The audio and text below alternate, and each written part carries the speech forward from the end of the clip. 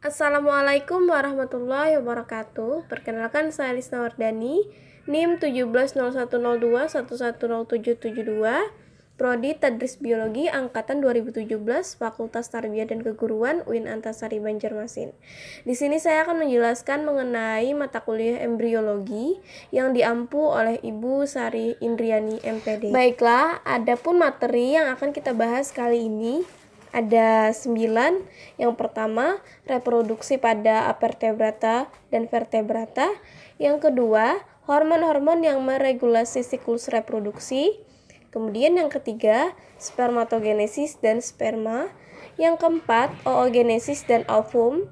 Yang kelima, fertilisasi. Yang keenam, pembelahan dan blastulasi. Yang ketujuh, gastrulasi pada vertebrata. Yang kedelapan, neurulasi dan pembentukan jaringan benih, dan yang terakhir yaitu membran ekstraembrionik dan plasenta. Untuk yang pertama, di sini kita akan membahas mengenai reproduksi pada avertebrata. Nah, reproduksi pada avertebrata ini terbagi menjadi dua, yaitu reproduksi seksual dan reproduksi aseksual. Di sini reproduksi aseksual itu dengan 3 cara. Yang pertama fragmentasi, yang kedua pertunasan, dan yang ketiga sporalasi atau menghasilkan spora. Adapun sistem reproduksi pada vertebrata, di sini seperti pada gambar ada fertilisasi eksternal dan ada fertilisasi internal. Kalau fertilisasi eksternal itu pembuahannya di luar, sedangkan fertilisasi internal itu pembuahannya di dalam. Nah, perkembangan embrio dan kelahiran keturunannya itu ada 3 cara. Yang pertama ovipar atau bertelur, yang kedua vivipar atau melahirkan, dan yang ketiga ovovivipar atau bertelur dan melahirkan. Di sana pada gambar ada pembuahan secara acak, ada pembuahan luar di dalam sarang, dan ada pembuahan internal atau dalam.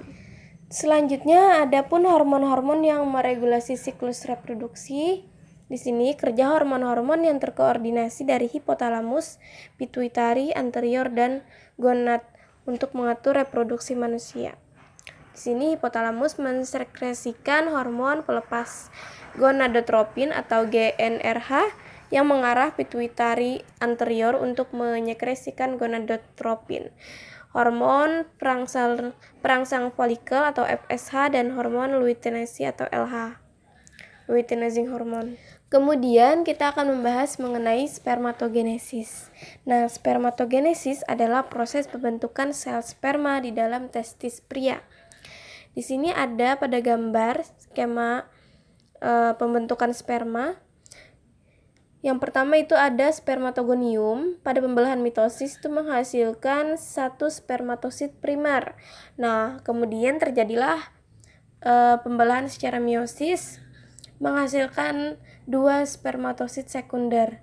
Lalu masing-masing dari 2 spermatosit sekunder ini menghasilkan 4 spermatid. Nah, spermatid masing-masing menghasilkan 4 spermatozoa.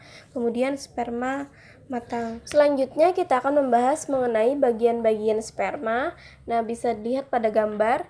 Di sana sperma normal memiliki kepala oval dengan ekor yang panjang, sedangkan sperma yang abnormal itu bisa memiliki cacat pada bagian kepala atau ekor.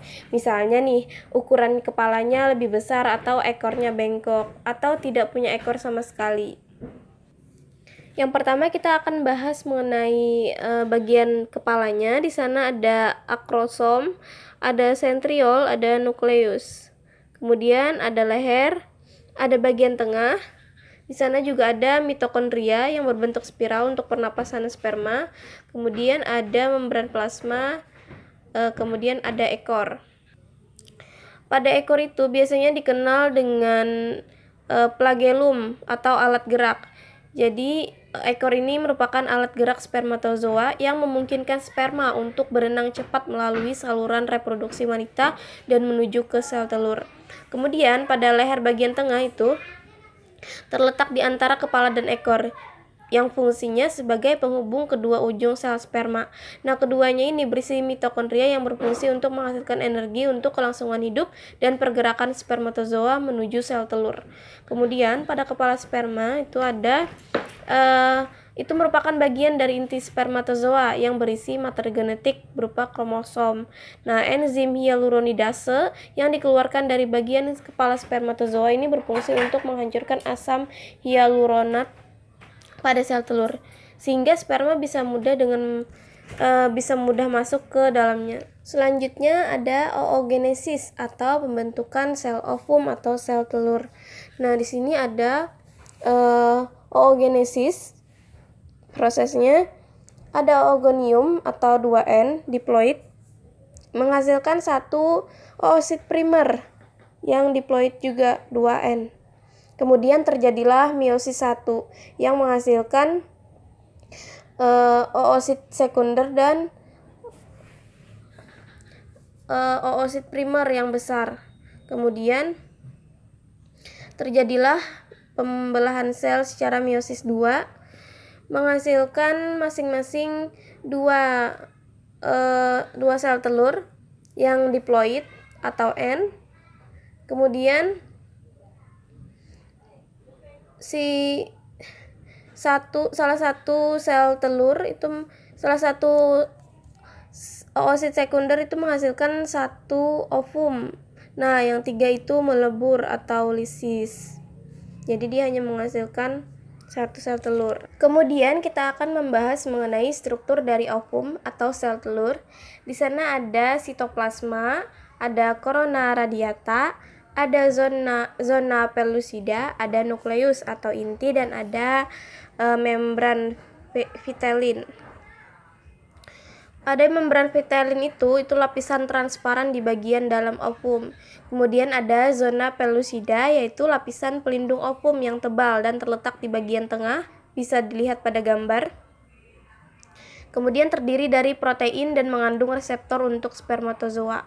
Adapun corona radiata yaitu merupakan sel-sel granulosa yang melekat di sisi luar oosit dan merupakan mantel terluar ovum yang paling tebal. Di sana ada sitoplasma, yaitu cairan di dalam ovum. Nah, setelah membahas mengenai ovum, kita akan membahas mengenai fertilisasi.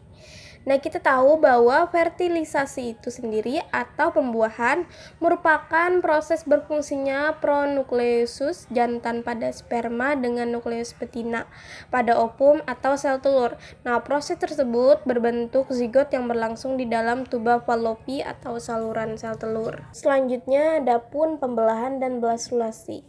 Nah, blastulasi itu dimulai dari awalnya morula, kemudian terbentuklah blastosol yang di tengah itu pada gambar bisa dilihat. Terjadilah blastulasi atau blastula. Selanjutnya ada pun gastrulasi pada vertebrata. Nah, pertumbuhan mengiringi tingkat blastula ialah gastrulasi atau penggastrulaan. Dan embrio yang terjadi disebut dalam tingkat gastrula. Selanjutnya ada neurulasi dan pembentukan jaringan benih, bisa dilihat pada gambar. Di sana ada 3 fase. Yang pertama ada awal mula neurulasi terjadi. Di sana ada 3 bagian, ada dorsal, kemudian ada cross, ada longitudinal. Nah, pada awal di dorsal itu dia hanya terbentuk neural fold, neural plate, dan blastopore. Kemudian pada pembentukan setelah awal mula neurulasi tadi atau fase tengah, di sana ada terbentuk neural growth atau kemudian blastopore.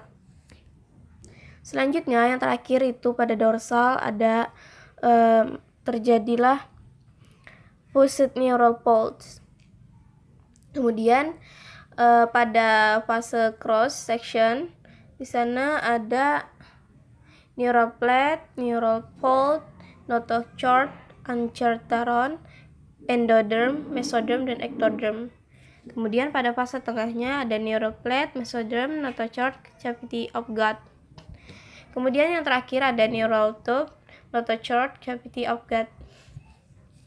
Selanjutnya pada fase longitudinal section, di sana ada fase pertama, ada bagian-bagiannya neural fold, notochord, neural plate, blastopore, ectoderm, ancentron, remnant of blastocele. Kemudian fase tengahnya ada neural pole, notochord, neural plate, blastopore, dan cavity of gut.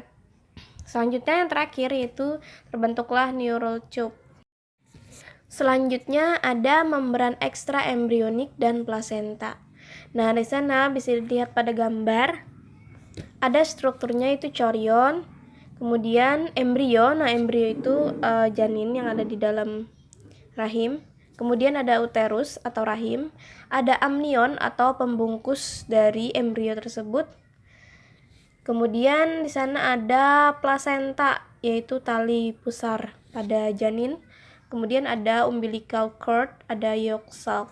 Itulah tadi penjelasan dari materi reproduksi pada vertebrata dan vertebrata, hormon-hormon yang meregulasi siklus reproduksi, spermatogenesis dan sperma, oogenesis dan ovum, fertilisasi, pembelahan dan blastulasi, gastrulasi dan pada vertebrata, neurulasi dan pembentukan jaringan benih, dan membran ekstrak embrionik dan plasenta. Semoga bermanfaat untuk kita semua. Terima kasih telah mendengarkan. Assalamualaikum warahmatullahi wabarakatuh.